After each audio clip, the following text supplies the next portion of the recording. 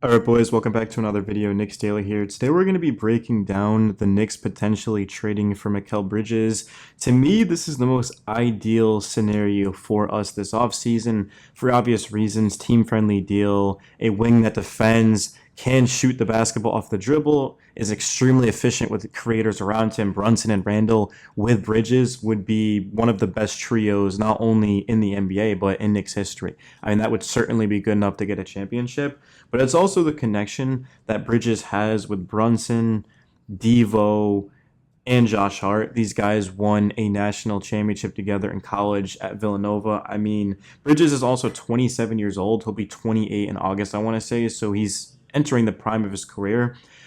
I don't think we've seen the best of Mikal Bridges. Now, he did average 27 a game after the deadline last season on a crazy efficiency, but I'm talking about a guy that is in a situation where he is going to succeed, right? You look at Bridges, his post-game interview, the Nets went 32 and 50. His play dropped off after the second half of the season, and I think the reason for that was not even physically, but more mentally. The Nets were not in a situation to where they were playing competitive basketball. They didn't have a chance to make the play in the playoffs, so essentially Bridges wasn't playing for anything.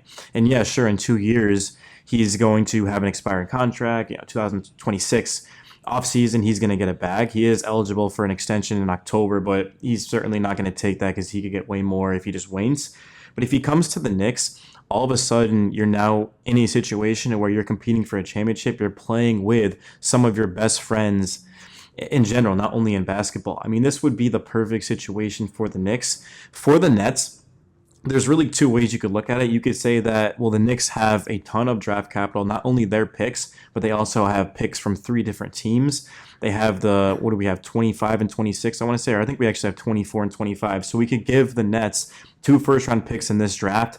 We could give them Bojan Bogdanovic, which would be for salary, and then multiple first-round picks on top of that. Now, the Nets, I don't think, would take that because they were already offered 5 first-round picks from a team. So why would they all of a sudden just do it now? It wouldn't make a lot of sense, not to mention that the Knicks and the Nets haven't traded with each other since 1983. But also, the Knicks and the Raptors made a significant trade this season. It was Emmanuel Quickley and RJ Barrett for, of course, OG Anunoby. So there's definitely some precedent there. But overall, I expect the Knicks to make a trade not this offseason, but at the trade deadline. Because right now, who is exactly available? Mikal Bridges is certainly a commodity, but he's not available. The Nets have not said we are taking offers for Bridges. They've actually said the opposite. They said that they see him as a co-star, someone that they could go out and pair another star with and win a lot of games. But that's also right now. Who's to say that later in the summer or next trade deadline, if the Nets have another bad season, right, where they lose 3 straight seasons with 50-plus losses, that could change. So the Knicks just need to be patient. They need to be resilient, and this is why they've been successful, right? Sure, the Knicks made it to the second round. They were a game away from the Eastern Conference Finals. They won 50 games. Technically, it wasn't a successful season because we didn't win the championship, as Jalen Brunson himself said, but that doesn't mean that you can't build off of this. And the Knicks, they were patient. Brunson and Randall, Josh Hart, going out, of course, and let's just flip IQ and RJ, who we are probably going to lose anyway, for OG Anunoby, give us a chance. And Isaiah Hartenstein was a nice pickup, going out and getting McBride in the second round. Quentin Grimes is no longer with us, but he was a late first-round pick, a guy that I thought had a lot of potential, but just never could consistently put it together. So you just look at our team, and we've been extremely methodical building it.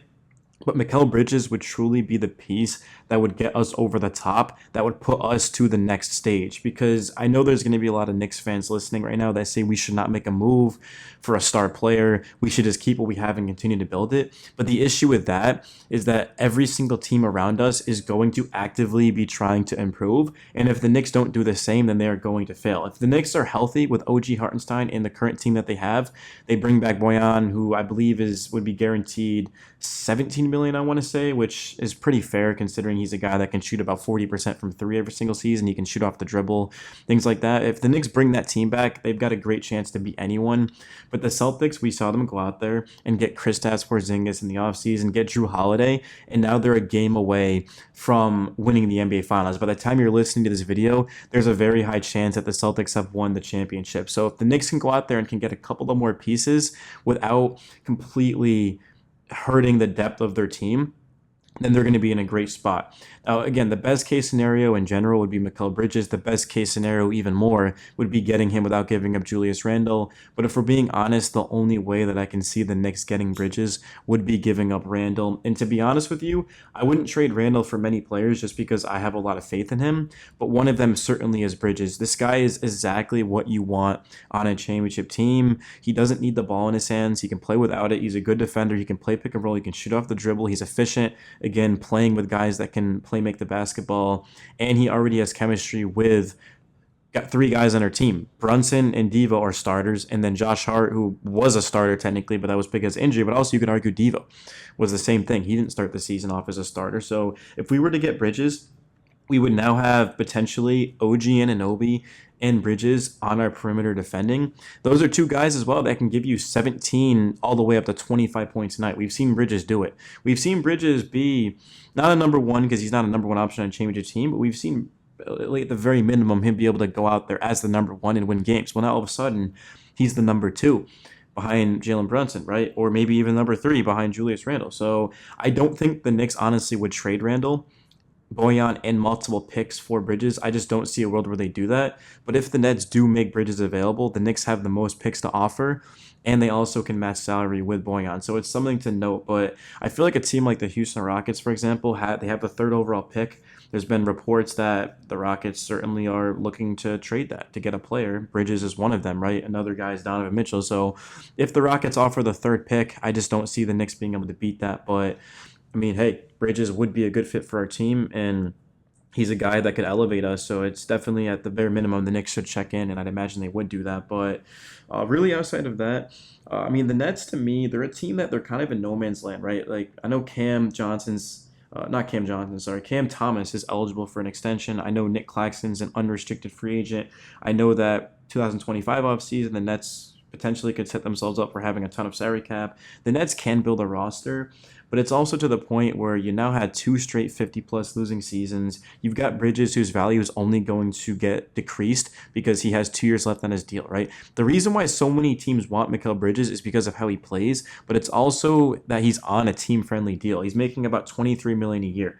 A guy that can score the basketball and defend like him should be making anywhere from, I would say, 35 to 40 million a year. It might sound a little bit crazy, but Bridges is that good. He truly is one of the most valuable players in basketball, and any championship team that adds him is going to get significantly better, right? I mean, if the Knicks were to get Bridges, it would be exactly like the Celtics getting Drew Holiday or getting Kristaps Porzingis, right? And we've seen how that works, right? So to me, the Knicks are probably 2 pieces away from winning a championship. They don't need necessarily Mikal Bridges. Maybe they go out there and they get Kyle Kuzma. Even Kuzma and another piece like, not Bruce Brown, but maybe who would be a good piece? That's the thing is just like 2 very high caliber role players, and then Brunson continuing to improve, Julius Randle and continuing to improve, and then of course just consistency like we saw in the playoffs out of Hart and Devo and Hartenstein and OG, right? Like if these guys just continue to get better and better, and the Knicks get a couple of more pieces off of their bench, that could be the difference. Because if the Knicks were fully healthy against the Celtics, I think that series would have went 7 games. And I'll even go as far as saying that would have been the most difficult series that the Mavs would have had to play. Even if the Celtics got past us, it would have been by far their most difficult series, right? Because they had the Heat without Jimmy, they had the Cavs without Donovan Mitchell, and then they had a young Pacers team, right? I mean, even if the Knicks didn't have Julius Randle, Mitchell Robinson, Bojan, and they just had Jalen Brunson and these guys, it still would have been a competitive series. But now if you're talking about OG being out there and Julius Randle, I mean, OG can defend Tatum and Brown. Jalen Brunson, to me, would be the best player on the court that entire series. And you also have guys like Hart and Devo that can seriously win you a game. We've seen Josh Hart win the Knicks many games, getting triple doubles, knocking down clutch threes. Game 6 against the Philadelphia 76ers in Philadelphia, Josh Hart hits the game-winning 3. Game 1, Josh Hart hits multiple threes, clutch threes, right, to help them win that game. Dante DiVincenzo, although the Knicks did not win, it was game 6 in Indiana. I mean, Devo had over 40 in that game. We've seen Devo time and time again be able to get hot in a hurry, right? So the Knicks just have guys that will come at you. They're not afraid. I feel like that was the thing with the Pacers, is they were genuinely afraid of the Celtics. The Knicks are not. Any team led by Jalen Brunson believes they're going to go into your building and beat you and take care of business. And it sucks that the Knicks wore all black. Game 6 against the Pacers and lost pretty badly, but I mean that's just the kind of confidence of this team and the leadership that Brunson's trying to project on the franchise. But overall, do I see the Knicks trading for Mikal Bridges? Absolutely the hell not. But would he be the best possible fit to this roster? To me, yes.